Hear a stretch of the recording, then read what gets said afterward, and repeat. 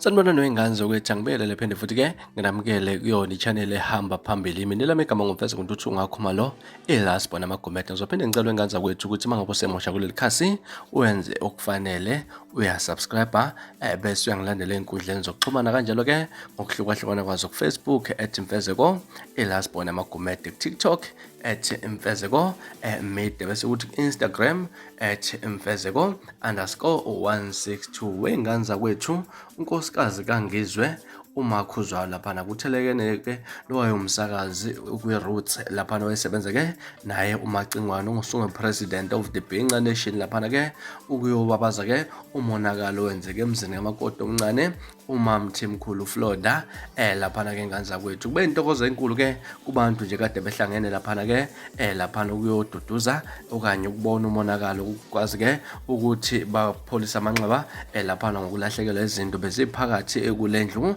laphana-ke ekubala ukuthi kushaye yonke into ekade ikhona endlini, abakwazanga ukukhipha ngisho nento encane laphana. Kubala amafriji, amabhodi okupheka, sibonile laphana kwenye amavidiyo uZosi ngade akhombisa izicubo zezinto nje esele ukuthi bekuyini lokhu usuyalanda nje ukuthi bekuyini. Kodwa-ke ngane zakwethu nje kushaye yonke into yangqongqa-ke laphana. Kodwa-ke baloku batheleke njalo abantu kanjalo nosomabhizinisi abakhulu baseThekwini nakwamanye ezinye zezindawo laphana ukuyoletha nje laphana ukuyobona umonakalo nokubona ukuthi yini engenziwa njengoba isimo sinje laphana emzini kaNgizwe eMchunu-ke ngane zakwethu. Ngathi into enhle kakhulu engane zakwethu ukubonakala nje ukubambisana kwabantu nanokwameseka omunye mangabe sesimeni esingesihle laphana. Mhlawumbe kuthini okwakhona ukuphawula ngalolu daba?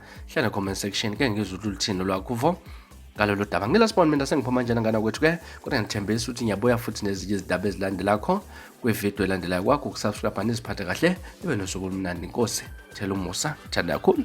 Bye bye.